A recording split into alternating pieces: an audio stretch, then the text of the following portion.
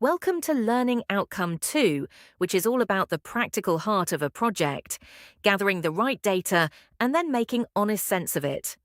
We'll look first at choosing good sources and then at how to interpret what you've collected. Every strong project starts from a clear aim and a research question, and the data you gather has to serve that aim, not just be whatever's easiest to find. A good test is to ask, for each source, how exactly does this help me answer my question? If you can't give a straight answer, you probably don't need it. Think of it as keeping your research on a tight, purposeful leash. Data comes in two broad families. Primary data is first-hand information you collect yourself, specifically for this project, while secondary data already exists, gathered by someone else for another purpose. Most good projects use both, leaning on secondary data for background and primary data for their original findings. Whichever you use, choose sources that are relevant, current, credible, and a genuine fit for your aim. There are three main ways to collect primary data. A questionnaire or survey puts a set of standardized questions to lots of people, which is great for breadth and numbers. An interview is more of a conversation, structured or semi-structured, and it gets you depth and the reasons behind the answers. And observation simply means watching and recording behavior directly, like counting footfall in a shop on a Saturday afternoon. Each family has its trade-offs. Primary data is original and tailored to your question, and you control the design, but it takes real time and effort, and your samples tend to be small. Secondary data, from somewhere like the Office for National Statistics, is fast, cheap, and often huge in scale, ideal for context, but it was collected for someone else's purpose and might be out of date. The honest researcher weighs both against what the project actually needs. So, where do you find secondary data you can trust? The ONS gives you official UK statistics on the economy, population, and business, and company annual reports tell you about the financial performance of a firm like Tesco. Academic journals offer peer-reviewed studies for your literature review.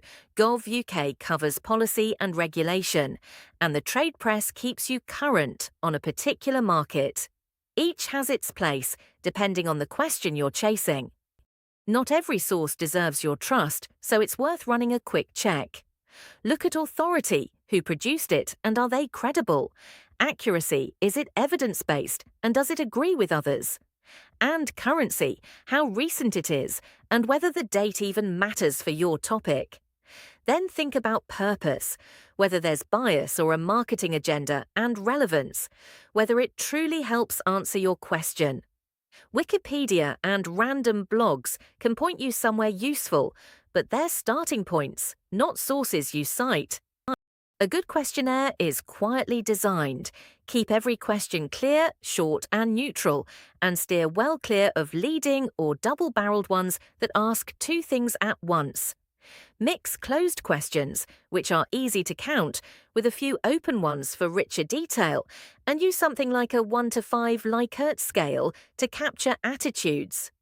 Above all, pilot it first, then keep the wording exactly the same for every respondent, so your results stay reliable. Let's make that concrete with a cafe example, where the aim is to find out what drives customer satisfaction.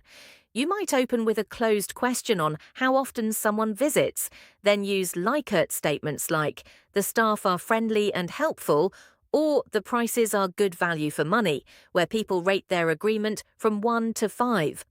A closed question could ask which single thing would most improve their visit, and you'd finish with one open question, is there anything else you'd like to tell us, to catch what your set questions missed?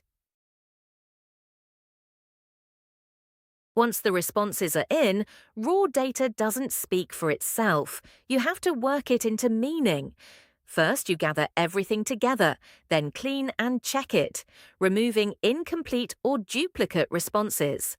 Next, you organize and code the answers into groups or themes, then analyze them by counting, charting, or theming. Only then do you interpret and conclude, explaining what it all means for your question. Broadly, there are two ways to analyse what you've gathered.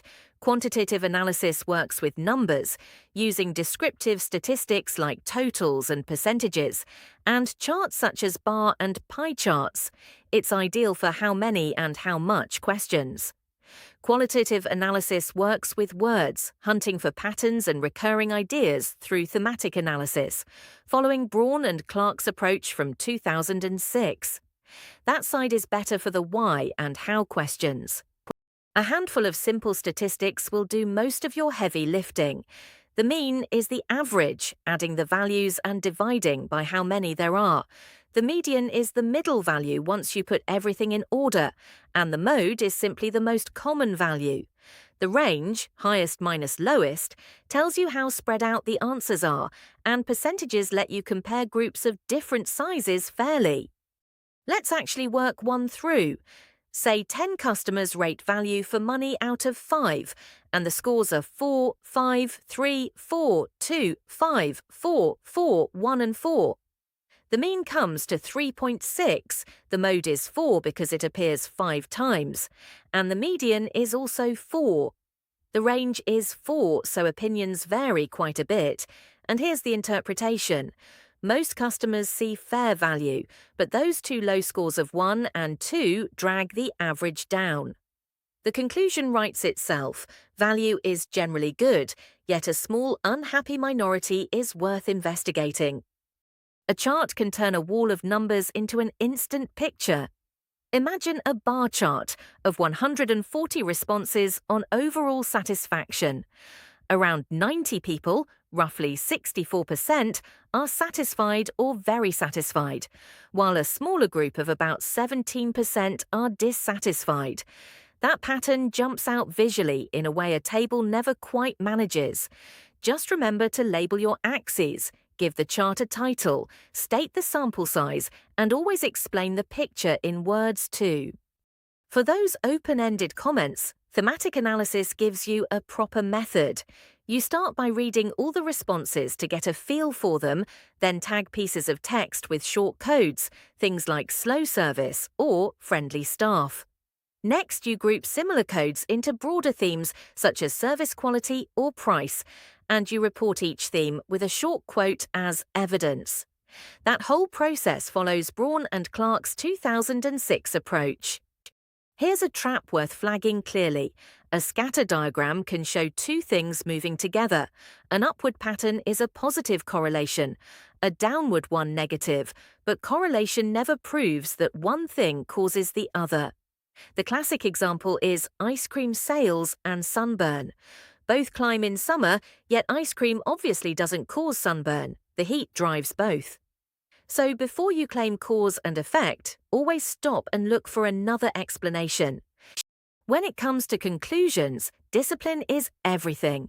Base what you say strictly on what the data actually shows, and resist over-claiming. A small local sample simply can't speak for a whole industry. Be honest about your limitations, whether that's sample size, response rate, or possible bias, and always link your findings back to your original aim. Really, it comes down to matching the strength of your claim to the strength of your evidence. But a few mistakes catch people out again and again.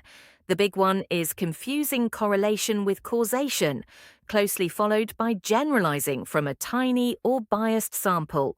Then there's quietly ignoring results that don't fit what you expected, and reading far too much into small differences that could easily be down to chance.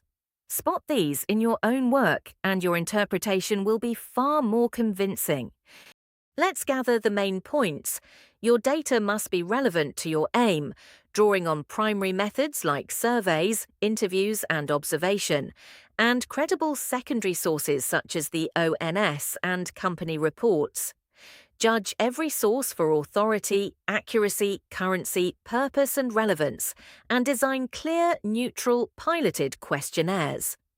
Then analyse with descriptive statistics and charts, or with thematic analysis, always remembering that correlation isn't causation, and that your conclusions should match your evidence. So we've moved from choosing the right data all the way through to interpreting it honestly. If you want to build on this, the recommended texts from Saunders and colleagues, Bell and Waters, and Denscombe go much further into research methods and analysis. Braun and Clark's article is the place to go for thematic analysis, while the ONS website is a goldmine for real, credible statistics you can practice on. Pick whichever suits your project and keep sharpening how you gather and read your data.